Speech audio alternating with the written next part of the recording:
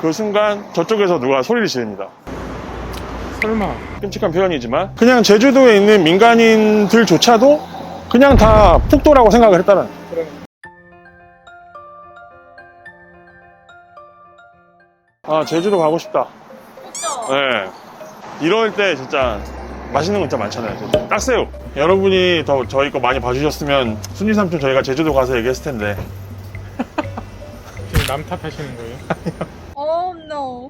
아, 저희가 이제 전에 장소에 도착을 했습니다. 이제 앞에서 우리의 주인공 상수가 이제 순이 삼촌이 이제 안타깝게 돌아가셨다라는 얘기를 들었고, 이제 상수가 이제 그 다 같이 모여있는 집에서 그 어릴 때 기억에 좀 잠기게 됩니다. 제 느낌상에는 뭐 초등학생 뭐 1, 2학년 정도? 아니면 학교로 들어가기 전이나 밖에서 놀기에는 좀 추운 그런 겨울날이었고, 그러면서 또 되게 그냥 평범한 날이었어요. 갑자기 경찰들이랑 군인들이 이제 그러니까 이 상수가 지내는 마을에 있는 사람들을 다 불러 모으는 거예요. 전할 얘기가 있으니 빨리 다 나오시오 라고 얘기를 하는 거죠. 그래서 우리 뒤에 보이는 이런 그 학교 운동장으로 그 마을에 있는 주민들이 다 부릅니다. 근데 이제 소설 속에서 나오는 얘기로는 그때 그렇게 해서 그 운동장에 모인 주민이 한 1000명 정도가 된다. 어이구.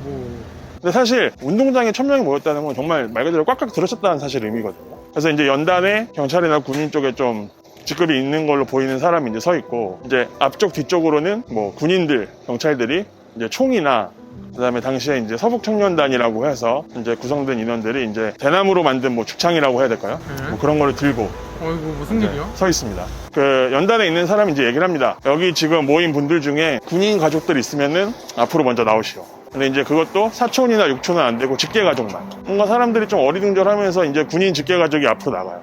그 다음에는 경찰들의 직계가족 앞으로 나오시오. 모여있는 사람들 중에서 일부가 또 앞으로 나갑니다. 그리고 이제 그게 그 다음으로 이어져서 공무원 가족들이 있으면 앞으로 나오시오. 근데 그쯤 사람들이 그렇게 빠지기 시작하니까 앞으로 나가지 않고 운동장에 남아있던 사람들이 뭔가 좀 이상한 느낌을 이제 좀 받기 시작해요. 그쵸. 그 이제 그러니까 이렇게 라인이 있는 거죠. 라인이 있고 경찰이나 군인들 가족들이 이제 이 앞으로 나가 있고, 그러니까 이제 제가 있는 자리가 이제 그 해당되지 않아서 나가지 못한 자리고, 근데 어쨌든 그쯤 되니까 사람들이 막 더 웅성웅성 거리기 시작하는 거예요. 뭐지? 왜지? 왜 이러는 거지? 라고 하는데 그 순간 저쪽에서 누가 소리를 지릅니다. 마을에 불이 났다 보니까 네.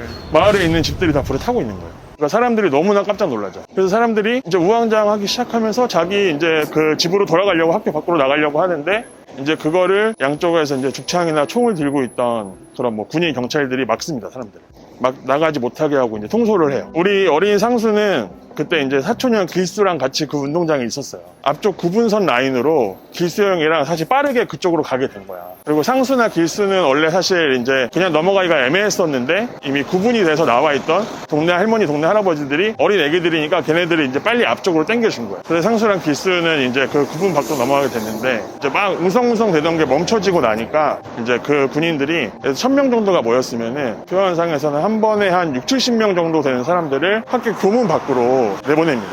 그 학교 밖에 이제 밭이 있었는데 그 사람들을 밭에 세워놓고 이제 설마.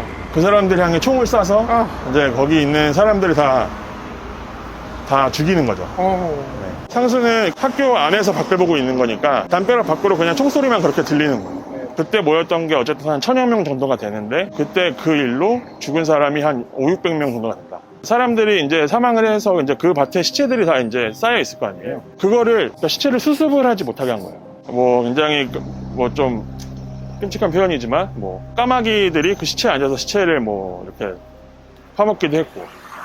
그 사건이 일어난 시대적 배경이 몇 년도쯤이에요? 이게 1949년입니다. 그리고 안타까운 표현이었던 게 뭐였냐면, 밭이었기 때문에 거기 시체들을 굉장히 오랫동안 수습을 하지 못하게 했기 때문에 그 시체들에서 나온 그런 게 오히려 양분이 된 거야. 그 해 뭐 그 밭이 굉장히 뭐 풍년이었다. 근데 이제 거기서 하나 이제 그 우리 순이 삼촌의 얘기가 나오게 되는데, 그러니까 우리 순이 삼촌도 그렇게 학교 밖으로 끌려가서 그 밭에서 이제 총살을 당할 위기에 처했었어요. 근데 굉장히 운이 좋게 뭐 이렇게 어디서 맞고 이렇게 시체 옆에 쓰러졌다고 했었나? 그러니까 그런 식으로 사실 살게 된 거예요. 그 상수가 그런 과거에 이제 있었던 일들을 기억을 하는 그런 부분이 이제 이 소설의 이제 전이라고 할 수 있습니다. 이 순이 삼촌이 약간 정신적으로 그렇게 네. 온전하지 않을 수 있는 그런 이유가 분명히 있었네. 그렇죠. 네, 그리고 심지어 이제 순이 삼촌이 약간 딸이 하나가 있다고 했었는데, 이제 원래는 자식이 둘이 더 있었어요.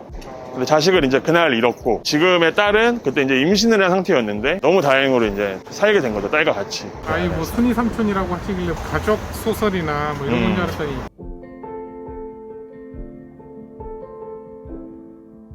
네, 이제 결에 이제 해당하는 장소에 왔습니다. 그래서 아마 여러분 화면 뒤로 보이시겠지만 제가 이제 생각한 결의 장소는 이제 장례식장을 생각을 했고요. 그리고 소설 제목 때문이라든지 아니면 얘기하는 내용을 통해서 이제 보시는 분들이 아시겠을 수도 있겠지만 사실 이제 이 순이 삼촌이라는 얘기는 이제 제주도에서 있었던 그 4.3 사건, 이제 그거를 이제 배경으로 삼아서 이제 만든 이야기고요.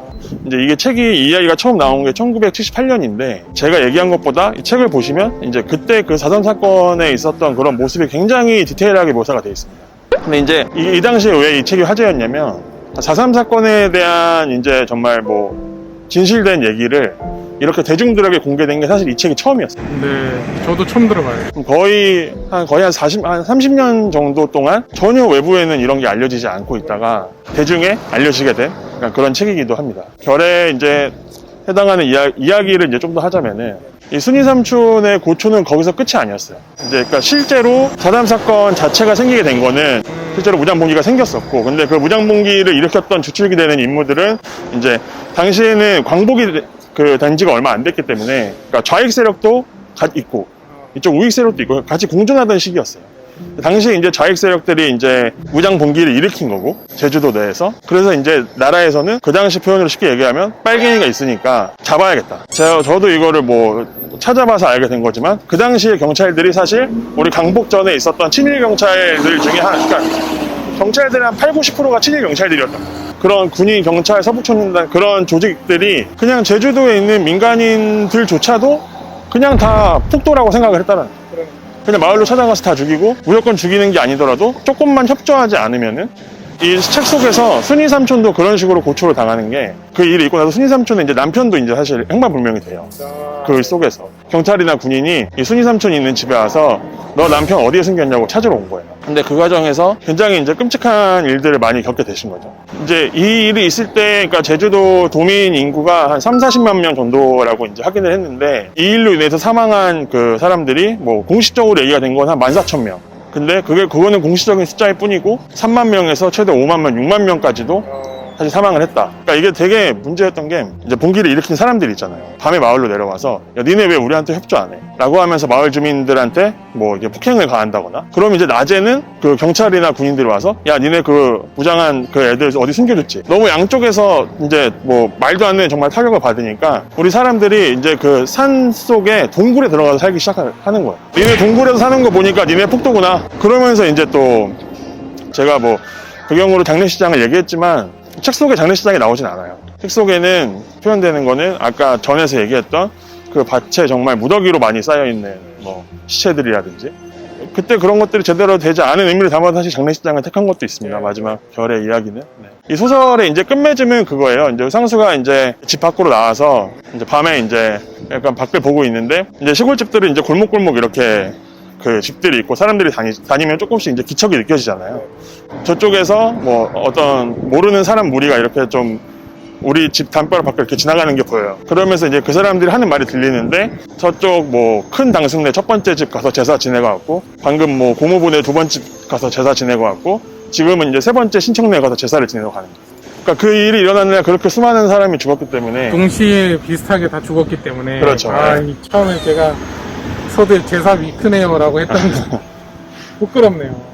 이 책을 오늘 또 얘기한 이유는 뭐냐면, 유명한 책인데, 왜 유명하냐면 아까 얘기를 한 것처럼 4.3 사건을 정말 대중 세상 속으로 끌어낸 최초 작품이기 때문에 굉장히 유명한 거고, 저도 물론 뭐 역사나 그런 걸 잘 모르고서 이 책을 본 거지만, 제가 느낀 거는 이 책만 화제가 된 것 같은 기분이었어요. 4.3 사건이 더 부각되지 않고. 제가 이거 방송에서 이거는 본 얘기인데, 우리 역사에서 좀 이제 놓치면 안 될 굉장히 중요한 일들 있잖아요. 예를 들어서 뭐 강주 민주화 운동이라든지, 뭐 6월 항쟁이라든지, 4.19 혁명이라든지, 잊지 않고 계속 기억돼야 될 그런 일들이 다 정의가 되어 있다는 거예요. 강주는 민주화 운동이고, 6월 항쟁이고, 혁명이고, 이름이 정해져 있는데, 4.3 사건은 아직도 정의가 되어 있지 않아요. 사건으로 되어 있구나, 지금. 안타까운 사건들은 사실 뭐 비교를 할 수 있는 건 아니지만, 많이 주목받는 일들에 비해서 사실 가볍지 않은 굉장히 중요한 일인데 사실 많이 좀 관심을 받지 못하고 있고 이름이 불리지 못하고 있는 것 같은 그런 느낌. 그래서 뭐 저도 뭐 사실 이거 조금 봤다고 지금 나와서 얘기했지만 좀 더 좀 많이 관심을 갖고 더 기억하면 좋겠다 약간 그런 생각이 들어서 그래서 오늘 좀 이런 얘기를 하게 됐습니다. 정말 좋은 내용입니다. 네, 제가 부끄럽고 일단 네, 그러면 진짜 좋은 고생하셨습니다. 책. 네. 아, 감사합니다.